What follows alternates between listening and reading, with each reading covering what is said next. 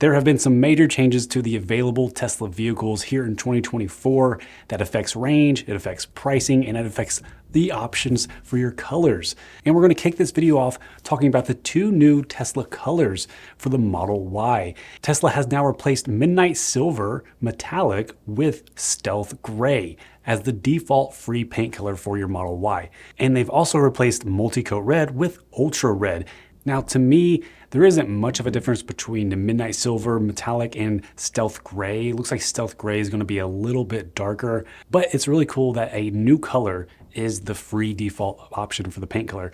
The Ultra Red, I have not seen that in person, I don't believe, but I do own a Model 3 that has multi-coat red paint on it. From what others have said, Ultra Red just looks even better, and it's hard to imagine because multi-coat red does look really good. I love the way it kind of changes the richness in the different lighting, and when it's high noon compared to when it's dusk. That's just exciting to see an even better red color, which I didn't think it was possible, and I'm sure they're going to be coming to the Model 3, especially when the new Highland Model 3 gets released here in 2024. We just don't know the timeline for that new Model 3. Now, speaking of new cars, the 2024 Tesla vehicles that are eligible for the full $7,500 tax credit has been officially updated by the IRS. The great news is that all Model Y versions are still eligible for that full $7,500 tax credit.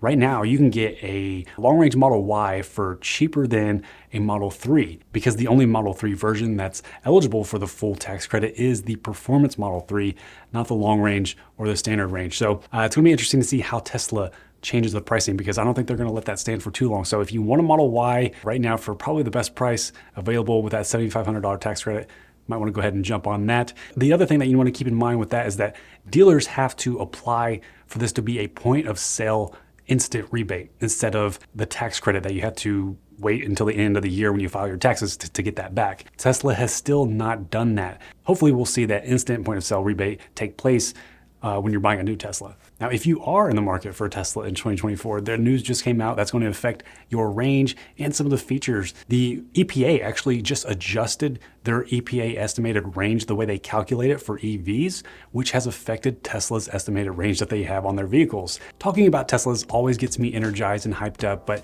today's sponsor, MudWtr, also does the same, and it's my favorite alternative to coffee.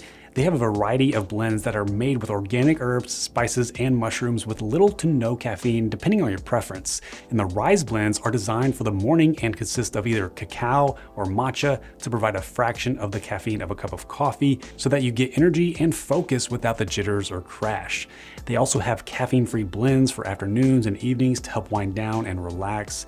All of MudWtr's mushrooms are 100% organic and are sourced from trusted American growers. I don't like drinking coffee in the afternoon, so I prefer the quick increase of natural energy that MudWtr gives me, along with supporting my mood, focus, and immune system from ingredients such as cacao, chai, lion's mane, chaga, and cordyceps.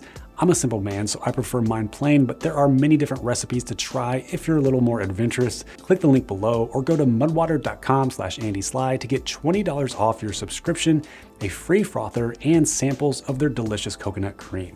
The EPA now mandates all EV manufacturers that sell in the US to test acceleration and ride height modes in both best and worst case scenarios. Now, averaging all these modes during testing results in using more energy and ultimately results in lower estimated range and more of a real world range, because a lot of people up to now have complained that Tesla really, they're very optimistic with their estimated range on their vehicles.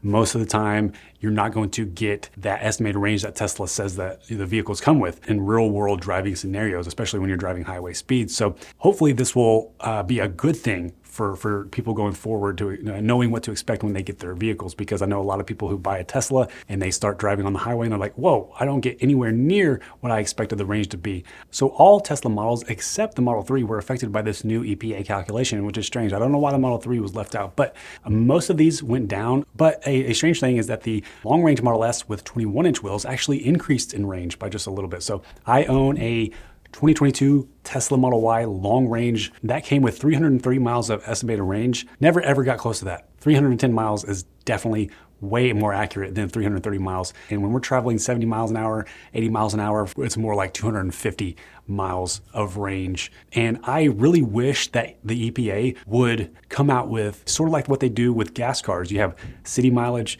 and highway mileage, and they kind of combine those and have the average. I wish they would do that with the electric vehicles. And that way you know, so if when you buy an EV, you can see, oh, the highway driving is drastically lower. And even better is to have maybe estimated range in certain temperatures, summer versus winter, because that's a big difference as well. Winter driving at highway speeds is going to be way lower number when it comes to the estimated range compared to normal temperatures city driving. One thing that Tesla is changing and a feature that they're removing is the creep and roll features on the 2024 Tesla models going forward from here on out. If you have an existing Tesla with these features, you don't have to worry about it. They're not going away. It's not a software update that's taking them away. It's just newer cars are not going to have these. And what these are stopping modes. It's an option you can change in your settings. And what this does, if you're on creep or roll, it allows the vehicle to keep moving when you're coming to a stop. I personally have always told people to leave that off. I always put mine in hold. Hold is the other third option that's now going to be the only option